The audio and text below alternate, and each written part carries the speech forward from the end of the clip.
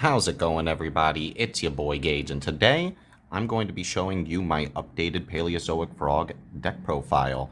So this has made a little bit of a change since the last time I made the deck, really just messing around with the ratios as well as some new additions. However, there will be a lot of cards that, for the most part, haven't really changed all that much. We are in a control dominant format, and so I feel like Paleo-Frogs are in the best position right now, especially with the addition of a card like AA Zeus. I'm also really happy about the growth the channel has had recently, almost to 100 subscribers. And like I mentioned, once I hit 100 subscribers, I will do my first ever giveaway. So if you are interested in that, please be on top of the channel. I will be sure to post a video about it. I will give a week for people to enter the giveaway, so there'll be plenty of time, plenty of opportunities, and since it's only 100 subscribers, the chance of you being able to win the prize is pretty high. So I want to thank everyone for the support. Of course, if you like content like this, please feel free to like and subscribe. It really shows the support, and I'm just going to go ahead and hop right into it. So like any frog profile, you are going to see 3 copies of Swampy Boy. Swap Frog himself is obviously the best starter in the deck, giving you the option to essentially get onto Toad in turn 1 with the ideal hand, of course.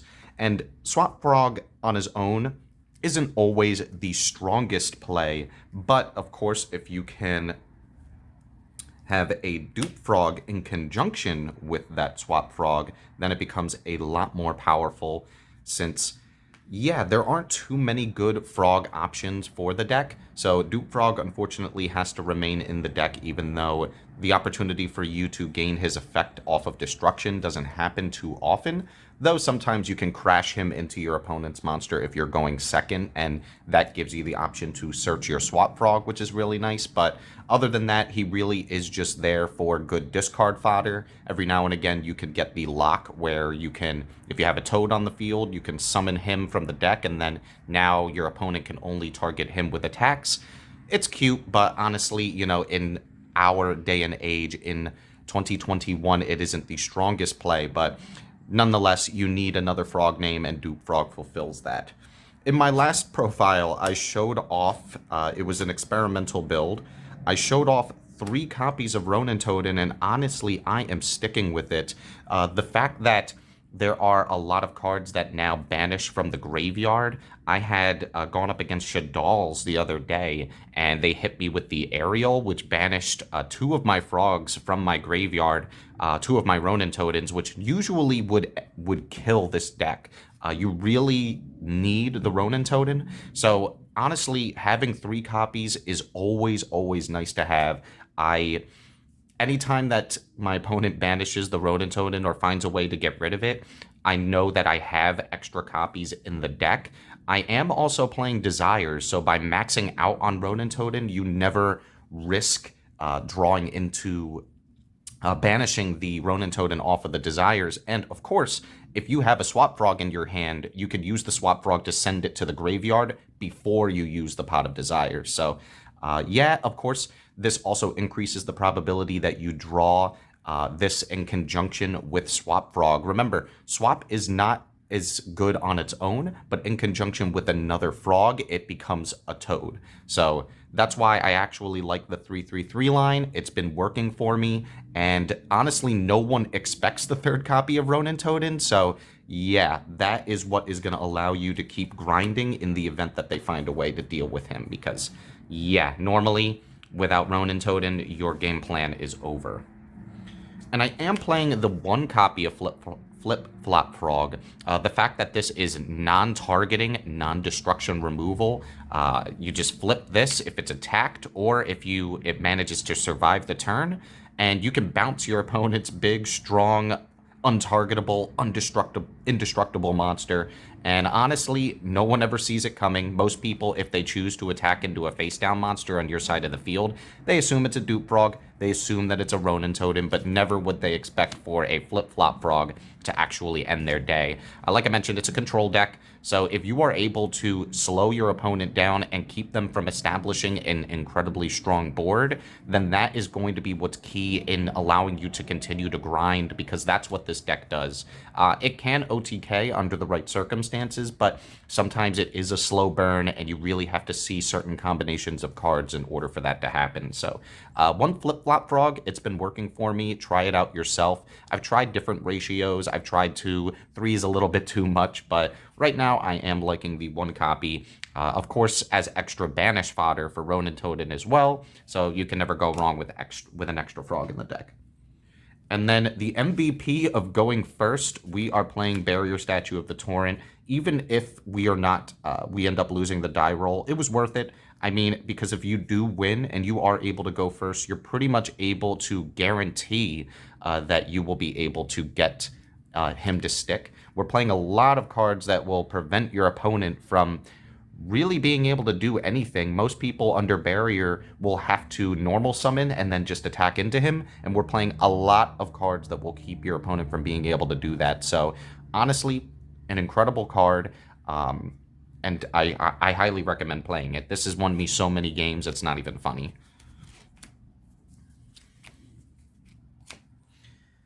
And as far as going second, I am playing 2 copies of Gameciel, 2 copies of Ash Blossom and Joyous Spring.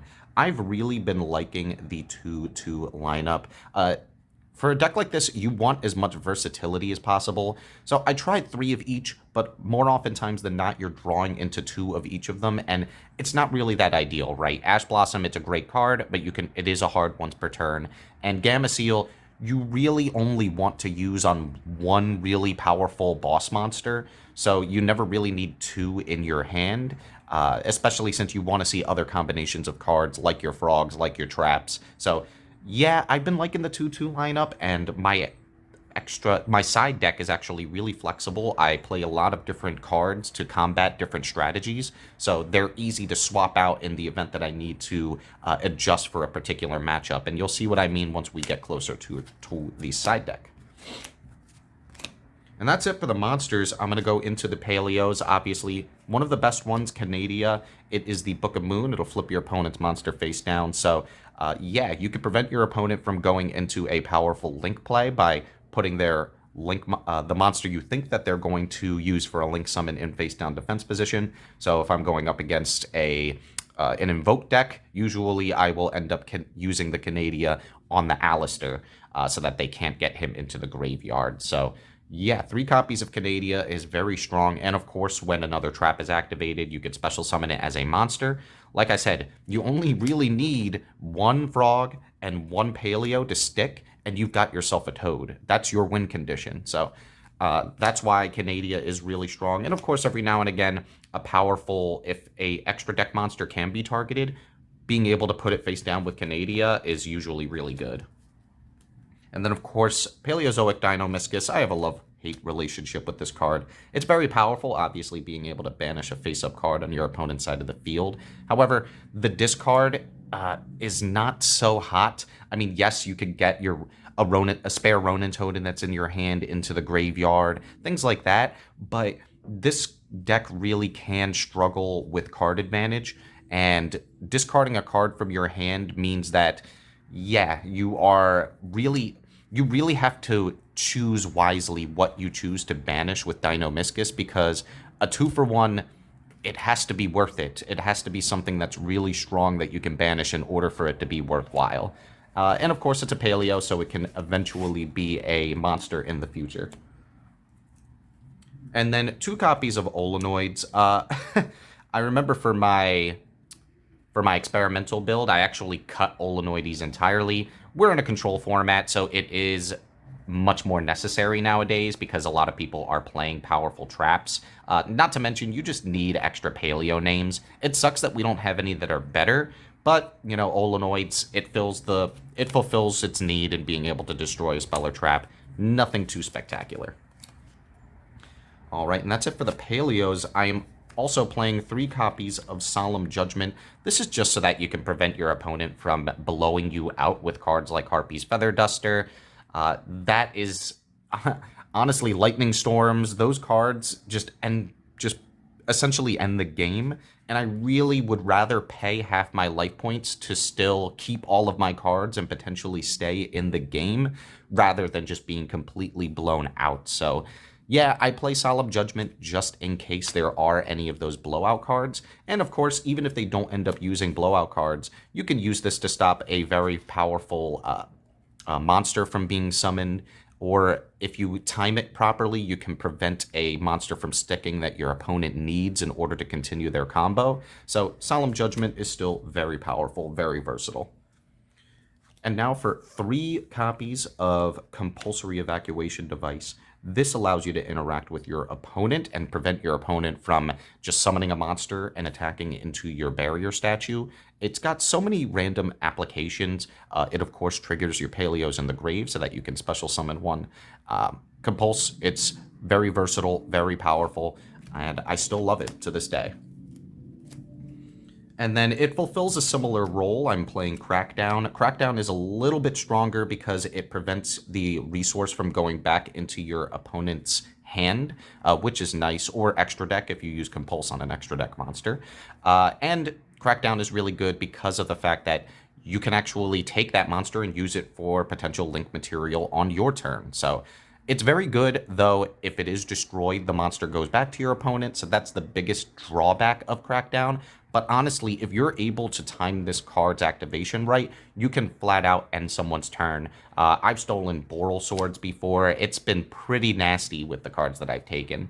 Another negative is that it is unfortunately, because it is a continuous trap, it cannot be searched with Trap Trick, which is also a card I'm playing. So yeah, there's some drawbacks, but I think the power that this card has is too valuable to not play at least 3 copies. And then, like I mentioned, I'm playing 2 copies of Trap Trick. I actually really like the two copies. I was playing 3 for a very long time, but in all of the hands that I've ever done, there are so many times where I have 2 of these, and I really don't want them. You only really want to activate this once because it is a hard... It's not necessarily... You can only activate 1 Trap Trick per turn anyway, and it locks you out of being able to activate any of the traps that aren't the one that was searched off of this. So I really like the 2 line just because you don't see it as often, but when you do see it, it's nice because it's essentially any other card that you need. You need a Paleo, boom, you could grab that off of Trap Trick. If you need an Interruption, you can grab Compulsory Evacuation Device. So I love Trap Trick. It's very versatile, but I've been loving it more at 2 copies now more than ever. And then 2 copies of Storming Mirror Force. Nobody expects this. It is searchable off Trap Trick, though the jig is up if you search this off of Trap Trick in the battle phase because they'll just know not to attack. But it's still so strong. I mean, non-targeting, non-destruction removal, being able to send your opponent's monsters back to their hand.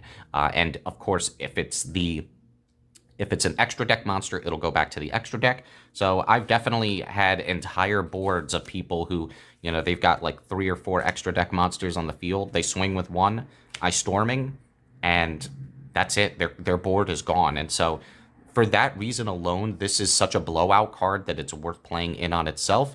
And of course is able to get rid of big indestructible things like Dragoon as well. So Storming Mirror Force, still the MVP in my deck.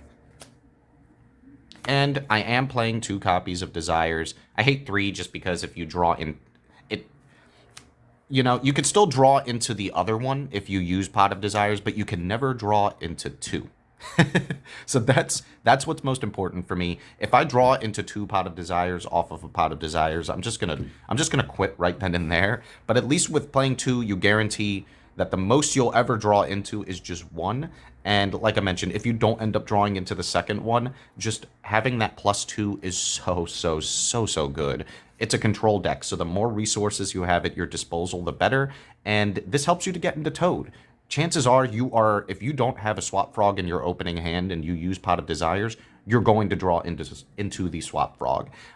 Chances are if you don't have a Paleo and your hand is maybe full of frogs. The Pot of Desires will help you get into a paleo, or a card that'll help you to prevent your opponent from going into big, strong boards that are hard to break. So, and of course, it's good for going second. You really need if your opponent establishes a huge board, you can still get in the game if you're able to maybe get some more cards off of Desires and then try to play through using the cards that you have in your hand. I've definitely played through big indestructible boards before, so it's Pot of Desires helps to make your chance of surviving that much higher. So I still love it, still play it. And now for the side deck, I am playing one copy of Harpy's Feather Duster, Raigeki, and Dino Wrestler Pancratops. I pretty much always side into these cards by taking, if I'm going second, I'll take out my barrier statues and just put these three in, and they pretty much get the job done. Depending on the matchup, if they're not playing too many spells or traps, I might change this for something else, but Pancratops is still really powerful. If you stick this on the board, there is a looming threat that your opponent has to handle, so I still love playing this card. Raigeki, it's a blowout, and of course, Harpy's Feather Duster is a blowout as well. And I am playing, of course, the third copy of Gameciel and Ash Blossom, just in case it does come up. If I am playing slower strategies, Ash Blossom can be really good at just being able to slow them down and, you know, preventing their search, preventing their send from the deck to the graveyard. It's very strong, especially in a graveyard-heavy format like the one we're in right now. And of course, if I'm dealing with a bunch of big, strong monsters that I can't really deal with, then Gameciel is the best bet. And then I am playing two copies of Ghost Sister and Spooky Dogwood. These are for the crazy combo decks. Your opponent has two options. They could either continue playing under Ghost Sister and give you a shit ton of life points, which is not ideal at my locals, especially in a remote duel format where it takes a little bit more time just because you're over the camera. So because it takes a little bit more time, you really don't want to give your opponent that much life points because, you know, time rules are still a thing, and being able to have those life points can make the difference in winning or losing. So I like having this because it forces your opponent to think about whether or not they want to access, you know, their big, huge boards. Maybe they will just commit to having a smaller board, in which case it makes it easier for you to break. And of course, you know, if you just draw into this with Swap Frog, you can discard this to special summon it. So it's got weird applications. Your opponent, I've had opponents skip their turn because if they don't special summon any monsters, then you lose half your life points. But who cares? If you can force your opponent to skip their turn, Paleos can and will OTK you, and a lot of people don't expect it. I've hit this on a Drytron player before. They passed because they knew they would have to special summon a ton of monsters with high attack, and I OTK'd them the next turn, and I definitely would not have been able to play through that board if it wasn't for Ghost Sister and Spooky Dogwood. So I highly recommend at least giving it a shot, and of course, if you don't like it, you can swap it out for different hand traps. And I sold my two copies of Evenly Matched, but I replaced them with Dark Hole. Pretty much the same thought process. You want to just blow your opponent's board out of the water, and the fact that it's non-targeting is very strong. So Dark Hole, still a really good card, and if you're going second and you're able to just blow up your opponent's board, that's pretty satisfying. Two copies of Solemn Strike. I love this for Eldritch, Zodiac, pretty much decks that have one really powerful monster that they want to bring out. So if Zodiacs are going into a powerful extra deck monster, I could just strike it. If Eldritch is going into their Golden Boy, you could just strike that. So it's very versatile, and for 1,500 life points, being able to prevent your opponent from going into really strong things or using really strong effects, that's worth it in my opinion. And then I'm playing two copies of Get Out. Again, this is for a lot of decks that want to special summon a lot from the extra deck. I will take out two copies of Compulse and replace them with this, and it's pretty much the same thing, right? Except now I can bounce two monsters back as opposed to just one. And it's searchable off Trap Trick. So I've definitely had my opponents special summon a ton of monsters. I've Trap Trick, grab Get Out, send two of them back to their extra deck, and now they're severely crippled. And of course, it'll trigger your Paleos. So yeah, Get Out, I've been loving it, and I love it at two copies. And the 2 copies of Heavy Storm Duster. As you see, the theme is 22222. As long as there's at least 2 copies, it'll always be searchable off of Trap Trick, and that's what I love. So it means that I have way more versatility in my deck to be able to handle so many different threats. Heavy Storm Dusters, of course, for those, the Guru players, Altergeist players, ones that really just want to stick their traps. And Heavy Storm Duster can honestly end their day. So, yeah, at least playing 2 copies of them in conjunction with your Olenoids means that you're going to be popping at least something on their side of the field. So, yeah, that's it for the side deck. And now I'm going to go over the extra deck. So, of course, I am playing, now that we have him back, 3 copies of Totally Awesome. This is what allows you to go into the grind game. I've missed him so much.